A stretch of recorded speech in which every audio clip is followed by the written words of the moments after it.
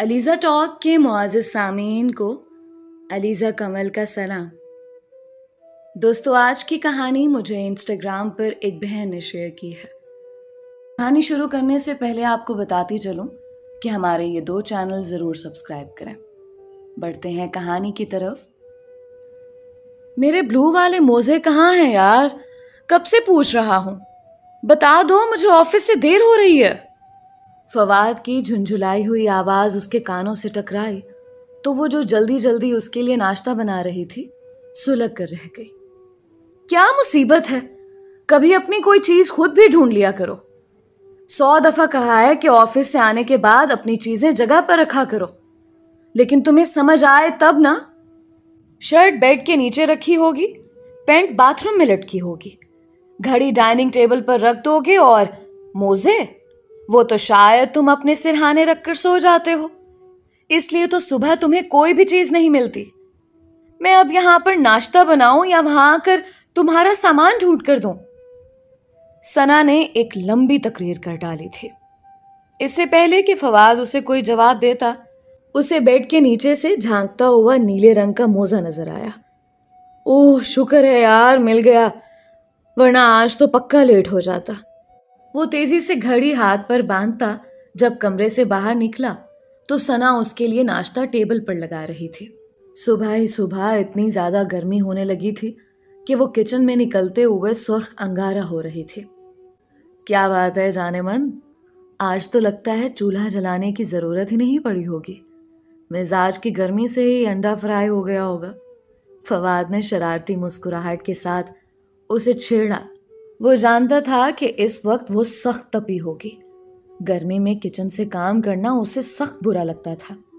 وہ کئی دنوں سے فواد کو کچن میں ایک ایگزاسٹ فین لگانے کا کہہ رہی تھی، مگر فواد کی جیب تھی کہ اجازت ہی نہیں دے رہی تھی۔ وہ اسے تنخواہ آنے تک کے لیے ٹالے جا رہا تھا۔ چائے کا کپ میز پر پٹکتے ہوئے ثنا نے سخت نظروں سے فواد کی جانب دیکھا۔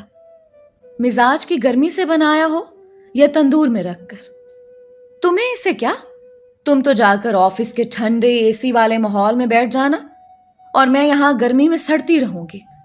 سارا دن لائٹ بھی نہیں ہوتی، اور جب ہوتی ہے تو پنکھا ایسے چلتا ہے جیسے رینگ رہا ہو۔ ہاں، پر میں یہ سب کچھ تمہیں کیوں بتا رہی ہوں؟ روز روز بتانے کا بھی تو کوئی فائدہ نہیں ہوتا۔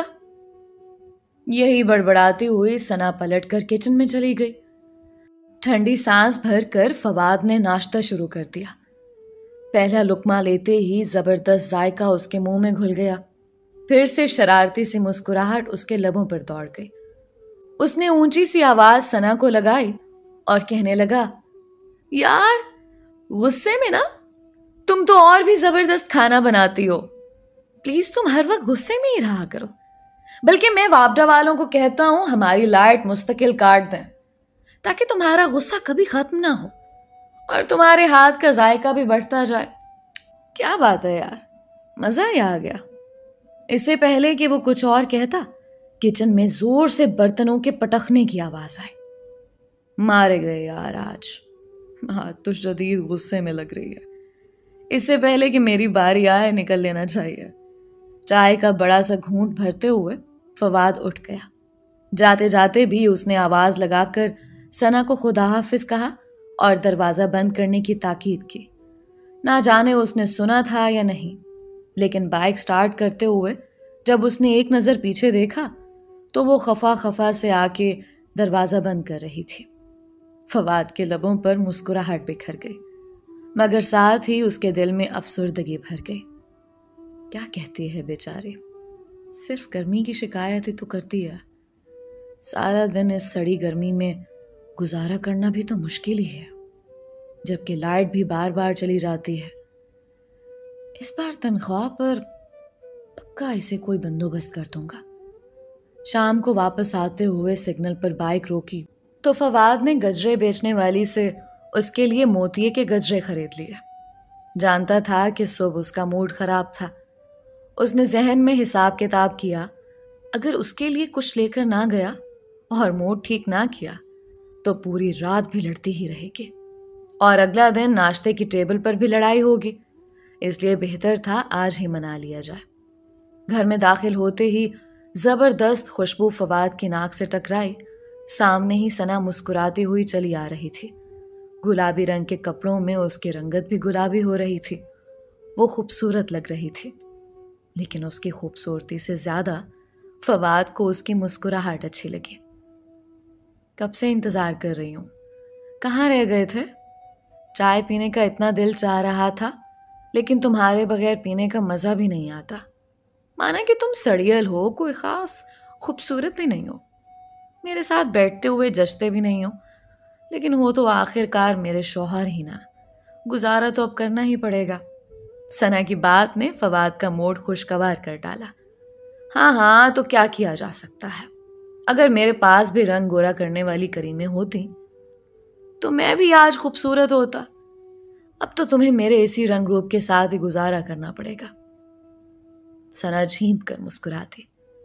یہ سچ تھا کہ اسے فواد سے کئی شکوے تھے، مگر وہ اسے بہت محبت کرتی تھی. اچھا چلو اب چائے تو پلاؤ، یا یہیں گیٹ پر ہی کھڑا رکھو گی؟ فواد نے اندر آتے ہوئے گیٹ بند کیا. کچھ ہی دیر بعد وہ دونوں چھت پر بیٹھے ہوئے چائے پی رہے تھے.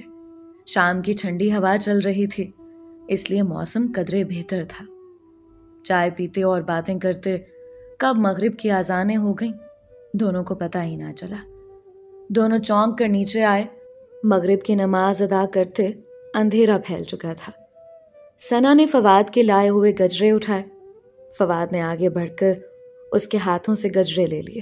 خود محنت کرنے کی کیا ضرورت ہے بیگم؟ اگر بندہ ناچیز حاضر ہے تو یہاں لاؤ، میں پہنا دیتا ہوں. لیکن اس سے پہلے کہ فواد اسے گجرے پہنا پاتا، ہر طرف اندھیرا چھا گیا. بجلی بند ہو گئی تھی. فواد نے آگے بڑھ کر UPS کو آن کرنا چاہا، لیکن وہ بھی اوں غاں کر کے بند ہو گیا. زیادہ لوڈ کی وجہ سے شاید وہ بھی جل گیا تھا. فواد نے موبائل نکال کر اس کی ٹارچ آن کی. ارے یار، اس لائٹ کو بھی ابھی جانا تھا. لائٹ روزانہ اسی ٹائم پر ہی جاتی ہے، بلکہ دن میں بھی کئی دفعہ جاتی ہے. اب تم اسی گرم کمرے میں بیٹھو، کیونکہ UPS تو بند ہو گیا ہے، پنکھا بھی نہیں چلے گا، تاکہ تمہیں اندازہ ہو کہ میں دن رات کس مصیبت میں کاٹتی ہوں. ثنا کی عجیب سی آواز اندھیرے میں ابھری. کچھ ماحول کا اثر تھا یا اندھیرے کی کوفت. فواد کو ثنا کی بات نے چڑ سی دلا دی. کیا مصیبت ہے یار، کوشش کر رہا ہوں پیسے جمع کرنے کی. جیسے ہی پیسے ارینج ہو جائیں گے میں تمہیں AC لگوا دوں گا یار، جنریٹر بھی لے دوں گا. لیکن معمولی سی تنخواہ میں گھر کے خرچے نکالنا ہی بہت مشکل ہے. میں اتنی مہنگی الیکٹرانکس کیسے خریدوں؟ فواد کی بات نے ثنا کو بھی غصہ دلا دیا. وہ سارا دن کی بیزار بیٹھی تھی. سارا خوشگوار موڈ غارت ہو گیا.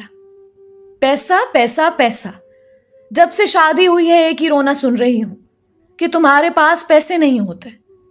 کسی بھی چیز کے لیے تمہارے پاس پیسے نہیں ہوتے. اگر تمہارے اتنے ہی خراب حالات تھے تو تمہیں شادی کرنی ہی نہیں چاہیے تھی. میں اپنے والدین کے گھر میں AC والے کمرے سے باہر نکلتی ہی نہیں تھی، اور یہاں سارا دن اس گرمی میں سڑتی ہوں. روشنی کرنے کے لیے لائٹ تک نہیں ہے تمہارے پاس. دیکھو موبائل کی ٹارچ آن کر رکھی ہے. ثنا کی بات نے فواد کا خون کھولا دیا. پتہ نہیں کیسے شیطان ان کے درمیان آ گیا. فواد نے اپنا موبائل اٹھا کر مارا. کمرے میں جو معمولی سی روشنی تھی وہ بھی ختم ہو گئی. ٹھیک ہے، بند کر دی ہے یہ ٹارچ. اب بیٹھو اندھیرے میں. جب لائٹ آئے گی تو روشنی ہو جائے گی. اور آج کے بعد مجھے روز روز یہ غربت کے تانے مت دینا. میری تنخواہ اچھی خاصی ہے، مگر مہنگائی تمہارے سامنے ہے. اس مہنگائی میں روزمرہ کے اخراجات پورے ہو جائیں وہی بہت ہے. لیکن تمہاری فرمائشیں ہیں کہ دن بہ دن بڑھتی ہی چلی جا رہی ہیں. گرمی ہے گرمی ہے، ساری دنیا اسی گرمی میں رہ رہی ہے. تم نہیں رہ سکتی، اور اگر نہیں رہ سکتی تو چلی جاؤ. میں تمہارے لیے اسے فی الحال افورڈ نہیں کر سکتا. فواد نے اپنی بات مکمل کی اور لمبے لمبے ڈگ بھرتا ہوا کمرے سے باہر چلا گیا. تھوڑی ہی دیر بعد اس کی بائک سٹارٹ ہونے کی آواز آئی. اندھیرے کمرے میں ثنا تنہا رہ گئی. آدھی رات تک سڑکوں پر آوارہ گردی کرنے کے بعد فواد جس وقت گھر لوٹا، لائٹ ابھی تک نہ آئی تھی. पूरा घर अंधेरे में डूबा हुआ था। उसे यकदम फिक्र ने आ लिया। वो सना को अकेला छोड़कर चला गया था। उसे पछतावा सा होने लगा। क्या करता हूँ यार, मैं भी गुस्से पर कंट्रोल भी नहीं होता। ना जाने उसने कुछ खाया भी होगा या नहीं। फिक्रमंदी से गेट खोलता हुआ जब वो अंदर आया तो पूरे घर में कोई आवाज न थी। वो बेताबी से सना को आवाजें देता अंदर बढ़ा, लेकिन आगे से कोई जवाब ना आया। अब उसे सचमुच फिक्र होने लगी थी। ढूंढ ढूंढ कर उसने अपना मोबाइल उठाया और उसकी टॉर्च ऑन की। सामने ही बेड के साथ सना बेहोश पड़ी थी। उस मंजर ने तो फवाद के औसान खता कर दिए। वो लपक कर आगे बढ़ा।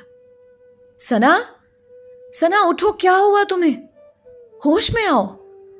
मेरी प्यारी बीवी, मुझे माफ कर दो। मैंने तुमसे बहुत बदतमीजी की। मैं तुमसे वादा करता हूं मैं जल्द ही तुम्हारी सारी फरमाइशें पूरी कर दूंगा। प्लीज आंखें खोलो।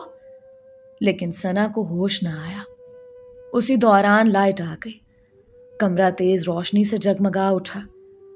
उस रोशनी में फवाद ने देखा कि सना के चेहरे पर आंसुओं की लकीरें थीं।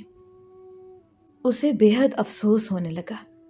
उसने गली के ही एक लड़के को कॉल की जो उबर पर गाड़ी चलाया करता था। पलक झपकते ही वो उसके गेट के सामने हाजिर हो गया। फवाद सना को हॉस्पिटल ले गया। सारा रास्ता वो यही दुआ करता जा रहा था कि उसकी बीवी ठीक हो। आखिरकार वो अस्पताल जा पहुंचे। सना को इमरजेंसी में ट्रीटमेंट दिया गया।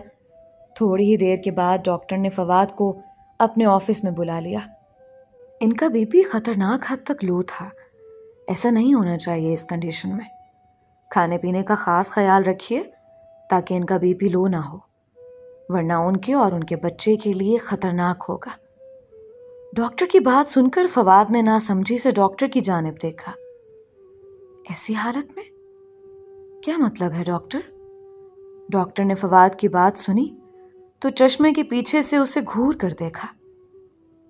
ऐसी हालत में मतलब प्रेगनेंसी की हालत में। आपकी बीवी प्रेग्नेंट है। क्या आपको इस बात का पता नहीं था? अजीब शौहर है। डॉक्टर मुंह ही मुंह में बड़बड़ा कर दोबारा नुस्खा लिखने लगी। ये जाने बगैर कि फवाद की दिल की दुनिया ही उलट गई थी। खुशी से उसे समझ नहीं आ रहा था कि वो क्या रिस्पॉन्स थे।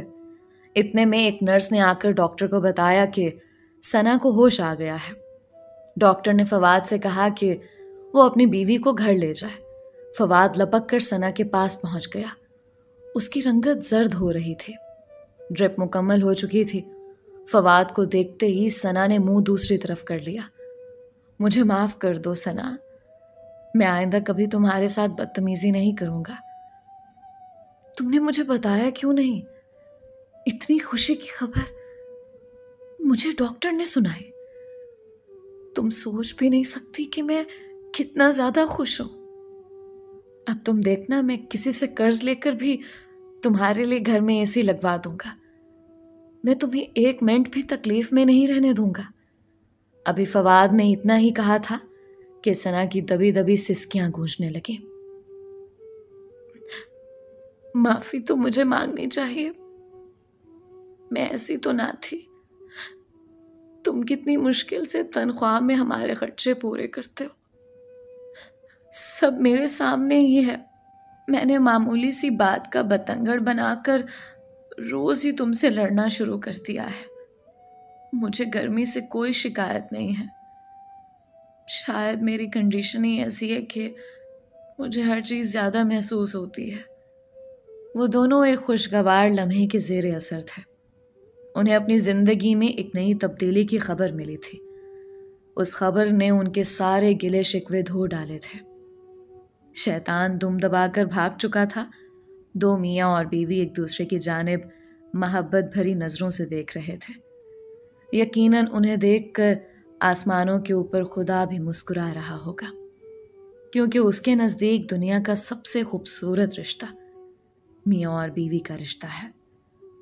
दोस्तों, ये थी सना और फवाद की खूबसूरत सी कहानी। उम्मीद करती हूँ कि आपको इस कहानी से बहुत कुछ सीखने को मिला होगा। मिलते हैं एक नई कहानी के साथ। अलीज़ा कंवल को इजाज़त दीजिए। अपना اور اپنوں کا بہت خیال رکھیں۔ اللہ حافظ۔